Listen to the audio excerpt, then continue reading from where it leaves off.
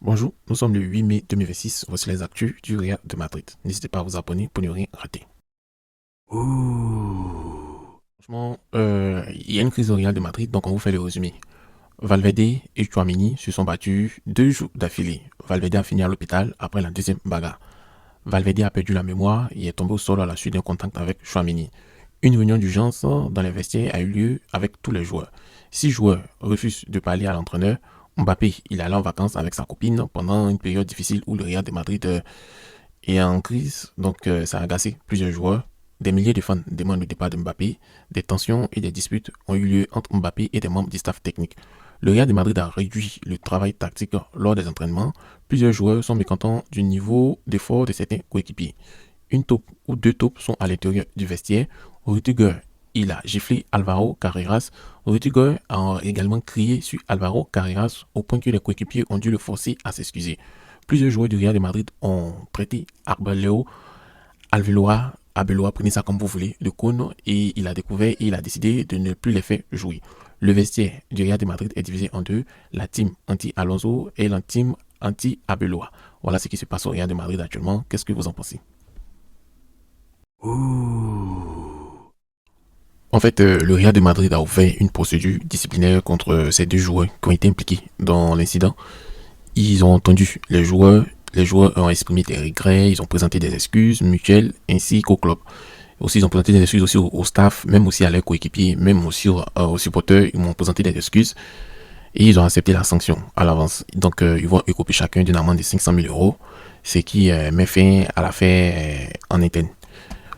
Cette décision, ça montre que le Real de Madrid veut préserver son image. Ça, c'est vrai. Et aussi maintenir une discipline stricte dans les vestiaires. L'amende, c'est vrai, elle est lourde, mais elle envoie un message très clair. Aucun comportement nuisible au collectif n'est toléré. Le fait que des joueurs aient reconnu les torts, c'est positif, mais cela évite aussi d'aggraver la situation. Donc on va l'accepter comme ça. Mais l'essentiel reste leur réponse sur le terrain. C'est ça qui va déterminer leur véritable rédemption. Donc on espère qu'ils vont battre le FC Barcelone lors du prochain Classico et que les deux seront titulaires pour faire plaisir aux supporters.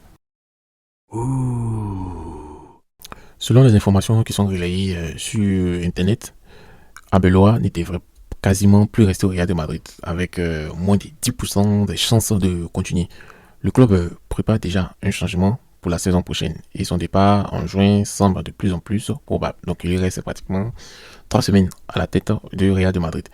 Il y a des sources citées qui évoquent aussi qu'il n'a pas intervenu durant la bagarre d'hier et c'est ce dont la direction serait informée. Bon, si cette information se confirme, moi je pense que ça serait un tournant logique pour le Real de Madrid, hein. Toujours exigeant avec son staff comme avec ses joueurs. Donc un départ en fin de saison peut sembler être dû, mais le club cherche souvent à anticiper pour rester compétitif. Donc en revanche, il faudra voir si ce changement apporte une vraie stabilité ou s'il crée encore plus d'incertitude dans un vestiaire déjà très observé. Et vous, pensez-vous que Arbeloa peut rester ou il doit partir? Bon, concernant la suite pour Arbeloa, le Real de Madrid a lancé une opération, hein, Mourinho en tout cas.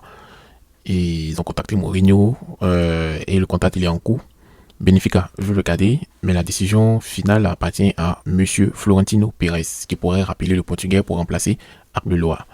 Donc ils ont initié l'opération pour le recruter avec des contacts directs et on va voir ce que ça va donner. Ça va être un choix. Bon, moi je dirais audacieux et polarisant pour Pérez, parce que Mourinho, il excelle dans les crises, mais son style abrasif pourrait raviver les tensions en interne au Real de Madrid. Après les échecs récents de Alonso, Arbeloa, son expérience en Ligue 1 et sa discipline pourraient relancer la machine.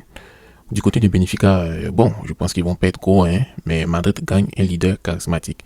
Maintenant, si Pérez impose ses conditions pour éviter les erreurs du passé, cela va être très intéressant. Mourinho, excusez-moi, Mourinho, lui, il va avoir toutes les cartes en main pour dresser cet effectif madrilène. Parce que quand on regarde l'équipe effective du Real de Madrid, il y a beaucoup de gamins. C'est vrai qu'ils sont âgés, mais il y a beaucoup de gamins. Donc, qu'est-ce que vous en pensez? Et puis, on se dit à très bientôt pour une autre vidéo. Si ce, n'hésitez pas à vous abonner pour ne rien rater. Allez, donc on se dit à très bientôt pour une autre actualité du Real de Madrid. Donc, n'hésitez pas à vous abonner pour ne rien rater.